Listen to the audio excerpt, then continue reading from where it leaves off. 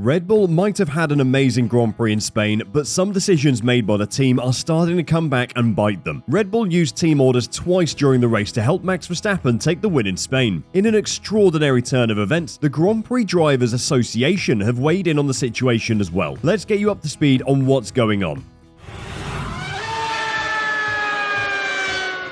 Thanks to some record-breaking temperatures at the Circuit de Catalunya over the race weekend, teams were opting for the softer tyres and stopping often. When this happens, it creates loads of situations where a driver will be behind a car that's on much older tyres than themselves. When you're on younger tyres, the rule of thumb is that you have more grip and can therefore go faster. This holds especially true when drivers are on soft tyres in high temperatures. This situation occurred 3 times during the Spanish Grand Prix for the Red Bull racing team. On lap 9, as Perez searched for a way past Russell, Red Bull asked Checo to move aside for the faster Verstappen. "Okay, Checo, let Max have a shot. Let him through before 4, said Hugh Bird. Perez asked for one more lap, but was told, "Let's give him a shot now, we'll pay it back later." This was right after Max had spun off at turn 4 due to a big gust of wind from behind as he was braking for the corner. At the time, they were on tyres of an identical age and presumably on the same pit stop strategy. The next time one Red Bull got stuck behind the other was on lap 26 of the race. This time though, it was Perez behind Verstappen. Perez was told by the team to let Max race and not get involved. That doesn't sound like paying back the favour to me. The third time it happened was on lap 47. This time it was Max behind Checo on the younger tyres. The message came through to let Max pass when he got to Checo, while the world champion was still 3 seconds behind. The message over the radio to him was, "You're on a different strategy to Max. If he is quicker, we let him through." To which he replied, "That is very unfair, but okay." It wasn't a single situation in the race that Checo was upset with. It was the injustice of the whole situation. Team orders are used in Formula 1 relatively regularly. Sometimes it can genuinely be because the 2 cars are on different strategies, like what happened on lap 47 in Spain. It can also be because one driver is racing for the World Championship and the other is out of the race, like happened to Valtteri Bottas and Lewis Hamilton during their time at Mercedes. Sometimes they're used to stop 2 drivers fighting for places, like McLaren did in Monza in 2021. In Red Bull's case in Spain, they used team orders to get Max past Checo for 2 reasons. The first time, it was because they thought Max would have a better chance of passing George than Checo would. Fair enough. Checo moved out of the way and was told that he would get the favour returned at some point. The second time they swapped, it was because they were on different strategies, and Max had far younger tyres. Again, fair enough. Both of those calls were relatively fair for Red Bull to make. The problem is that when Checo asked for the favour to be returned when he was behind Max, he was denied. After the checkered flag, Checo said over the team radio that he was happy for the team, but wanted a meeting later. Speaking after the event, Perez spoke about how he wanted some internal talks at Red Bull to better understand the situation, having been under the impression he could race for victories at this early point of the season.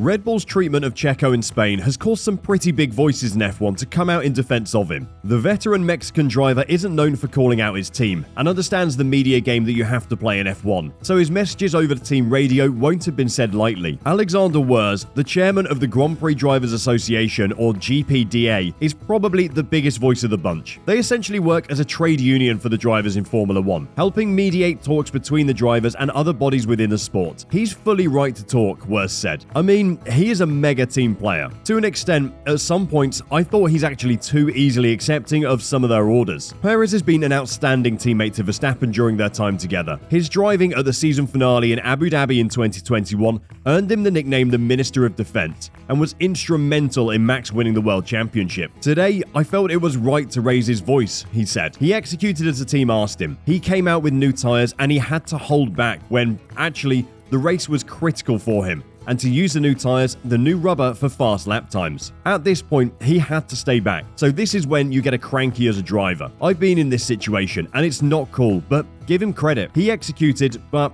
rightly, he asked for his rights as well. It's good to see at the end of the day. Nevertheless, he had to accept the second position behind Max. The GDPA getting involved in something like team orders is pretty unheard of and should show you the gravity of the situation. Jolyon Palmer of Sky Sports F1 explained why this specific situation was getting so much attention. People will say that Mercedes have done team orders and everyone else has done team orders in the past. Palmer told F1's official website as part of his post-race analysis after the Spanish Grand Prix. This year, it just feels a little bit bit more contentious to me, because whilst Mercedes have done it, famously in Sochi in 2018 with Bottas getting out of the way for Hamilton, that was with about 4 or 5 races to go. Bottas wasn't in contention for the title, whereas Hamilton was. This was the race that famously spawned the Valtteri It's James meme. Jolyon continued, technically speaking, Perez was only 19 points behind Verstappen coming into this race. One bad race for Verstappen and a win for Perez and he'd be ahead of Max. He's had a pole position this year and is driving quite nicely. I know that Verstappen is probably going to be the main contender, Red Bull know it and Perez knows it as well. But I think it was just a bit harsh that Red Bull didn't let Checo at least try and fight and see what he could do. Maybe it was inevitable. The lesser of the problems that Red Bull now face is that any team order decisions they make this season are going to come under a huge amount of scrutiny. That won't upset Christian Horner too much, but it might add pressure to Max Verstappen that won't be helpful to his World Championship defense. The larger problem though is a potentially upset driver this early in the season. Sergio Perez is very aware that he's at Red Bull as a support driver to Max Verstappen. Christian Horner won't ever be stupid enough to call him a wingman like Toto Wolff did to Valtteri Bottas all those years ago, but everyone knows it is true. Sergio is exactly the kind of driver that Red Bull need in that second seat as well. He's mature and experienced enough to understand his role in the team. He's there to drive consistently and secure big point hauls for the Constructors' Championship. No one at Red Bull is expecting him to go and fight for the World Drivers' Championship over the course of a whole season. The likes of Alex Albon and Pierre Gasly, who joined the team when they were both new to the sport, struggled to deal with the pressure of driving for a big team and would never have been happy playing the role of teammate to Max. Checo is though. If Red Bull upset him too much, they may find him impossible to replace. After the race, Christian Horner did his absolute best to skirt the issue in his interviews. Being Max Verstappen's teammate is a bit of a head screw for any driver, but I think Checo's got the maturity to deal with that at the stage he's at in his career and with the experience that he's got, said Horner. He finally got himself into a competitive car and he wants to make the very best of that at this point in his career. He knows that he gets the same equipment, the same chance,